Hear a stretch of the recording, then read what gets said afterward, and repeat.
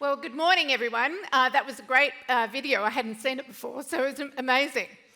So I wish to add my respects to the traditional custodians of this land and pay my respects to the elders, past, present and emerging. I'd also like to thank and acknowledge SportNXT for this incredible event and to thank you for the opportunity to speak this morning. I also wish to acknowledge the many dignitaries in the room and colleagues in the room as well. But if I named every single one of you, it would take the entire time of my speech, so I'm not going to do that. Sport is woven into the fabric of our nation. We heard Eddie talk about that before, you all know it.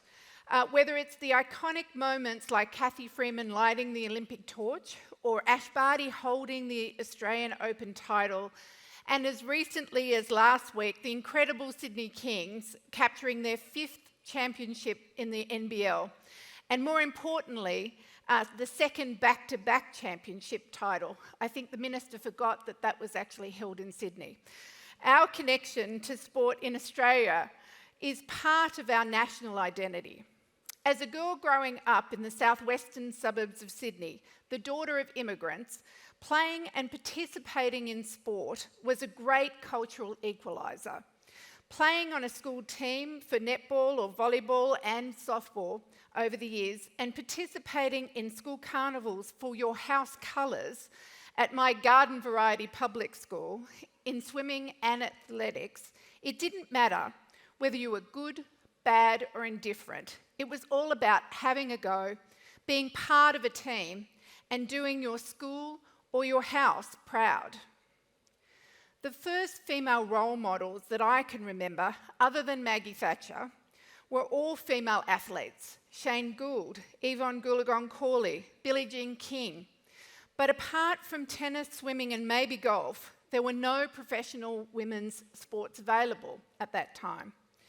Today, there's not a professional sport in the world where female athletes are not competing. AFL, NRL, basketball, soccer, cricket, boxing, and even the more extreme professional MMA circuit. This has not been lost on the business arm of the sporting world. After years of grassroots growth, sponsors, promoters, governments, and indeed the companies that run the sports themselves are beginning to understand the potential of women's sport. Men's sport has always been big business since from the early 1920s.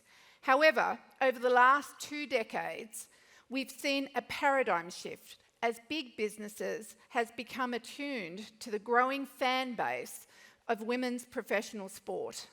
In turn, business investment has driven women's sport to new heights in terms of exposure and popularity. Yet the link between sports and business runs much deeper than the financial ties. Some of the most important lessons that we employ today in business were learnt from competing in sports. Core business tenets of resilience, team-first collaboration, and a relentless drive to win permeate global business culture and power industries forward. In my own experience over the last 30 years in technology, those technology trends that existed pre an economic dislocation actually accelerate during the downturn. And those companies that focus on innovations at the heart of those tech trends have results that act as a slingshot as recovery and spending patterns occur. As a business, sport must also commit unwaveringly to innovation in order to weather the bumps and blips that are rendered by these external factors. We must be thinking about the investment we make in sport today and what that can deliver for us in the future. Importantly though, as many consumer businesses cannot innovate at the expense of trends in customer behaviour, sport must resist the temptation to innovate without consideration for its number one stakeholder, the fans. Sports businesses must never forget that at its core, it's the power sport has to produce the next Aussie icons that keeps fans glued to their screens and ticking through the turnstiles. Back to the issue of women in sport, there is an important discussion to be had about the outcomes for women throughout their lives when they have participated in sport from a young age, inspired by these modern female sporting superheroes. The Women's Sports Foundation, founded by Billie Jean King in 1974, whose outlook on women in sport is incredibly inspiring. They conducted research which looked at the trends in American high schools, and having lived in both countries, there's not much difference to Australian girls as well.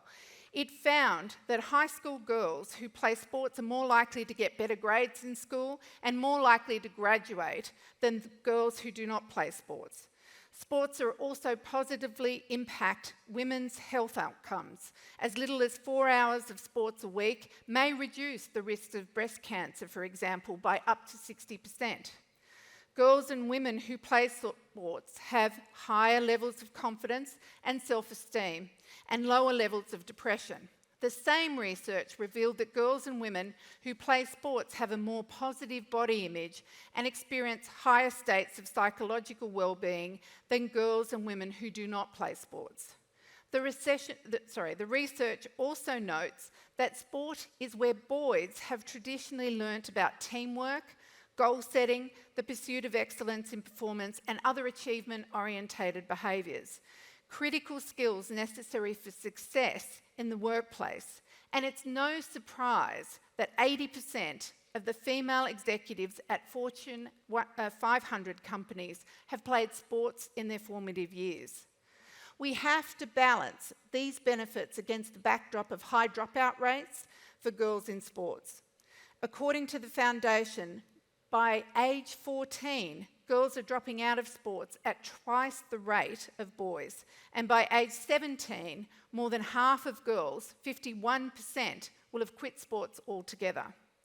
So if sport benefits our health, our wealth, and our well-being, it makes sense for us to be striving to ensure women are participating in sports in record numbers. Role models can be hugely influential for girls and women in Australia today. The old adage of you can't be what you can't see certainly rings true for me. My idols led me to my love of sport, which in turn shaped my abilities as a successful technologist and business leader. My call to action for all of us in this room today is to be bolder about our ambitions for women's sport, ensuring participation from an early age pays dividends. Let's make sure of that innovation, entrepreneurial spirit that we see in other sectors and be a leader in driving women's sport forward. Ultimately, our investment now will ensure more girls and women have the opportunity to gain the skills needed to thrive in the modern Australian workforce, which will deliver benefits across our entire community. And let's be honest, that is a situation from which each and every one of us will ultimately benefit. Thank you. When you forecast basketball or many of the sports that are being run by people in this room, 15, 20 years, how does technology help it, assist it, and what does it look like to you? Well, again, I think there's a whole lot of parallels between the two.